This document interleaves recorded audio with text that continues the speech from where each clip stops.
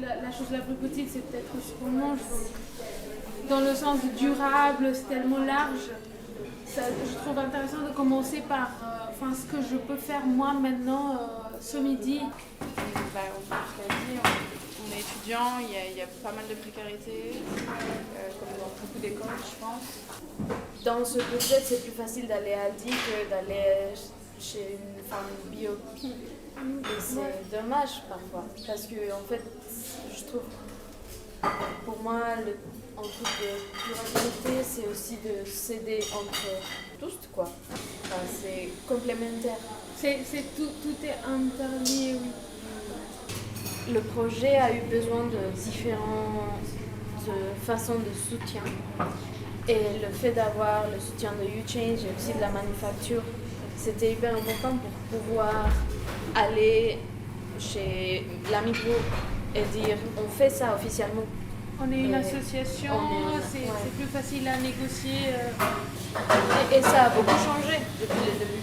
Et avant, on faisait de petits récup, mais là maintenant, on fait des grands récup pour tout le monde. Et c'est parce que les gens voient que c'est officiel, que c'est une asso étudiante. Et à travers YouChange, du coup, c'était un peu la graine.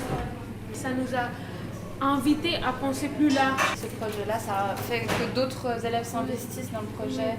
Et puis, oui, comme je l'ai dit, de la reconnaissance.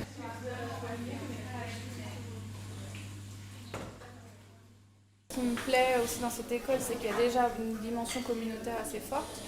On autogère la cuisine, les espaces de réfectoire, etc., les salles de répétition aussi. Donc il y a comme une mentalité comme ça de vraiment construire une communauté. Et je trouve que c'est très cohérent avec la démarche aussi écologique. C'est vraiment dans l'action qu'on engage les gens. Et avec la nourriture, c'est facile parce que tout le monde a besoin de manger. C'est ça qui est un peu attractif pour tout le monde, qu'il y a une conséquence directe de ce que tu fais. Tu reçois quelque chose. On est là en cuisine et on est hyper reconnaissant qui a organisé tout ça. Parce que ça matche aussi avec nos valeurs, en fait, que ce soit pas quelque chose de vertical avec une personne qui prend tout, une personne qui prend tout en charge. Et c'est aussi un défi, je trouve, de fonctionner comme ça.